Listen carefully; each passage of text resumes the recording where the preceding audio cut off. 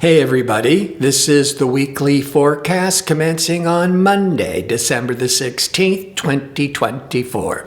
This is an important week of shifting energies as communication Mercury is no longer retrograde. It started to go direct on Sunday the 15th, but it went from a standstill to now moving very slowly. It could take up to 2 weeks to get to its regular speeds. So as I often mention, think of Mercury as your mind, your mental faculties, and it's moving in the right direction, but it's still slow and sluggish. And Mars, don't forget, every 2 years, impatient, irritable Mars is retrograde, and that's going to continue to February the 23rd. And by Saturday, on the 21st, the Sun moves into Capricorn, which is the winter solstice, the longest night, the shortest day in the northern latitudes. But before I start breaking all this down on a daily basis, if you enjoy these types of videos and would like to see more of them, click like and subscribe. And don't forget to click on the notification bell so you can receive the latest postings. All right, on Monday, the 16th, I always start the day with where's the moon? Because the moon reflects the public tone, the public reaction, and it's in Cancer. The moon goes through all the signs about every 27 to 28 days. So on Monday, the moon is in Cancer. Cancer is family-oriented, nurturing. It's more reflective, more of a home body, yet the Sun's in Sagittarius, and Sagittarius, there's this exuberance, wanting to get out there in the world, be more adventurous, yet at the same time, the moon in Cancer wants to stay more at home. Or that could translate into family matters, gatherings with the moon in Cancer, going on trips, going on adventures with the Sun in Sag. Now, the moon in Cancer, reflective emotional Cancer, will be in harmony with Saturn, because Saturn will be in Pisces, a water sign, Cancer's a water sign. So this is going to occur mid-morning Pacific time.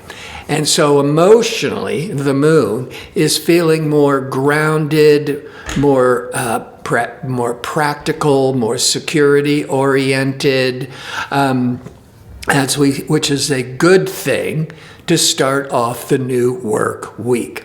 On Tuesday, the moon continues in Cancer. By mid-morning, it's going to be in a trine, the best flow of energy, to inspiring Neptune. Moon Neptune can be very spiritual, very charitable, you could really tap into your intuition. But this moon in Cancer will go void, of course, at 10:33 a.m. to 3:39 p.m. Pacific time, at which point the moon leaves Cancer and goes into Leo. And as I mention every week, when the moon is void, of course, it is when the moon is changing signs, but it's no longer making any aspects to the other planets until it starts all over again with the new sign. So because there's no planetary activity, the moon void, of course, is a period where the energy feels flat, it's unproductive, and so we always teach, just keep to the routine, don't introduce anything new, can be very favorable for reflecting, for resting. But when the moon at 3:39 p.m. Pacific time goes into Leo, Leo is a fire sign. And Cancer is a water sign. Watery is emotional and sensitive. But when the moon, the public tone, goes into fiery Leo, it's more outgoing, more extroverted, more playful. It's a great sign for the moon to be in for celebrating and holidays. Can bring in this creative energy, romantic energy. But right after the moon goes into fiery, inspiring Leo, it's going to be, for an hour or two, will be in opposition or confrontation to compulsive dark Pluto. So it might be bringing up a lot of old patterns, triggering a lot of old emotional fears and insecurities, but it only lasts for an hour or two, to keep that in mind. On Wednesday, the 18th, the moon continues in extroverted, dynamic Leo. All day, the sun in fiery, adventurous Sagittarius will be squaring a 90-degree angle to Neptune.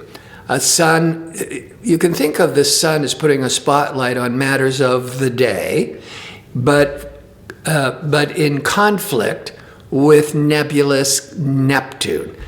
So Sun-Neptune days, you can be very distracted, unfocused, feeling weak, feeling down.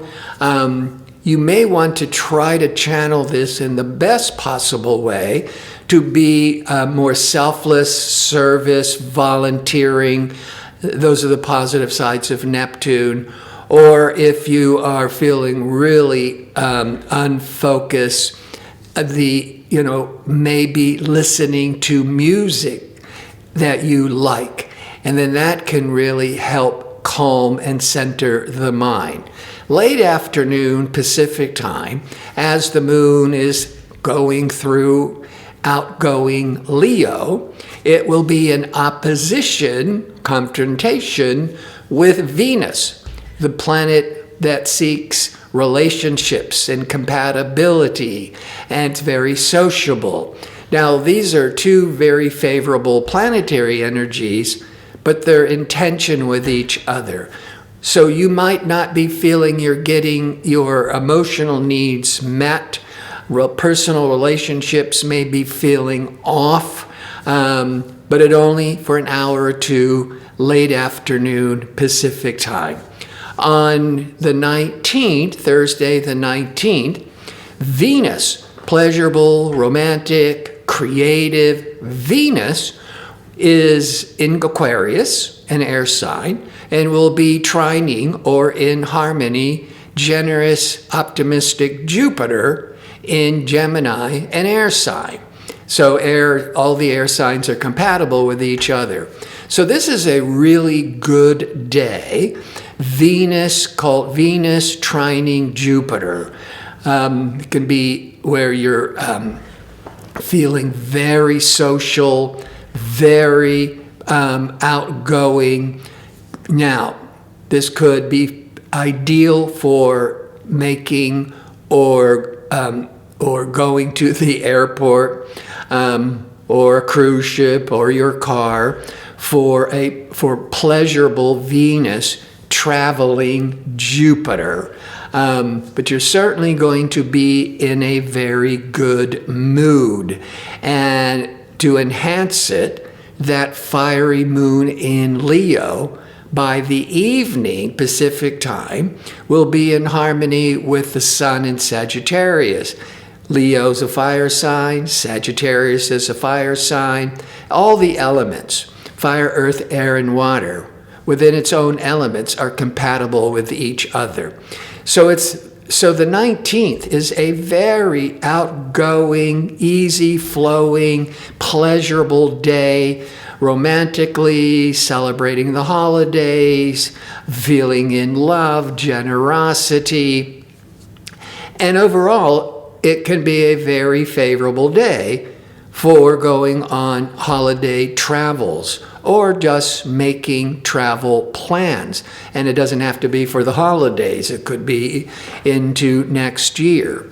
On Friday, now the moon is in work-oriented, analytical, sensible Virgo, where Leo wants to be more sociable and outgoing. The Virgo is more work-oriented. So that's kind of the public tone here, is let's get the job done. Maybe an example of let's clean up everything at work before you take off for the holidays, especially with getting ready, getting all the bookkeeping and for the taxes for the end of the year. Or if you're going to be entertaining for the holidays with that moon in Virgo, there's a lot of work tasks, cleaning, preparing. Now, mid-afternoon on the 20th, Friday the 20th, as the moon continues in grounded, practical, analytical Virgo, it's going to be squaring or forming a hard angle to Mercury, mid-afternoon Pacific time.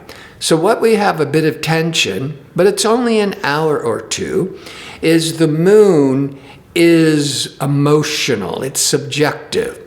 But it's in analytical Virgo, ruled by Mercury. So this is going to soften the issue, because the subjective moon will be squaring or in tension with rational Mercury. So around 4 or 5 p.m., maybe 3 to 4 to 5 p.m. Pacific time, you wouldn't want to be having an important meeting or setting up where you want to really have a heartfelt conversation with a client, with a friend, with family, because there's the subjective is in crisis with the rational. Then on Saturday, the 21st, the sun moves into Capricorn for the next 4 weeks. It is the beginning of winter. When the sun is 0 degrees of Capricorn, that is the winter solstice in the northern latitudes, and it brings in that Capricorn energy of tradition. So whether it is the religious holidays of tradition or your New Year's Eve traditions, it is ideal with the sun now in Capricorn, kind of practical, sensible, traditional Capricorn. Now the moon is continuing in work-oriented Virgo, but around 4 to 5 a.m. Pacific time. So a good chance Saturday morning, people on the West Coast are still sleeping, most of them. But it's going to be earlier, 8 o'clock or so by the East Coast, or getting towards noon in England, and then in France and Germany, a little bit later in the afternoon, when the moon will be in a hard angle to expansive Jupiter. So it is Saturday, right before the holidays, and that moon Jupiter, you could be feeling so expansive, but you could overdo it. That's the hard angle. You could be overinflated expectations. It basically could mean spending too much money, or because it's Saturday and it's right before the holiday, you could be overindulging with food, with alcohol, with a big old smile on your face. On Sunday, the 22nd, the Virgo analytical work-oriented Virgo moon goes void of course from 5:28 a.m. to 11:08 a.m. Pacific time, at which point the Virgo moon enters into sociable, charming, diplomatic Libra. And from that 11:08 a.m. for that next hour or two, the moon is at 0 degrees of Libra in a trine or in harmony with Pluto at 0 degrees of Aquarius. When the moon, our feelings, our emotions, is in harmony with Pluto on a more positive level, this is very favorable for expressing your deepest heartfelt feelings. Now, by mid-afternoon, after we're done with all this feeling, really expressing, your deepest concerns and feelings, then the moon will be in a challenging aspect with the sun, mid-afternoon, Pacific time. On one hand, that could be you could be caught up in ego disputes for an hour or two. But the positive is the sun is putting light on the moon, which can represent our patterns, our habits. So you could be swept away by an old limiting pattern or habit, or you can start to have more self-awareness and help to break a habit on that Sunday, the 22nd. I want to thank you for watching. If you like information on how to book an astrology reading or to check out my 2-question offer, visit my website at gardino.co. That's .co. Until next week, be safe and well.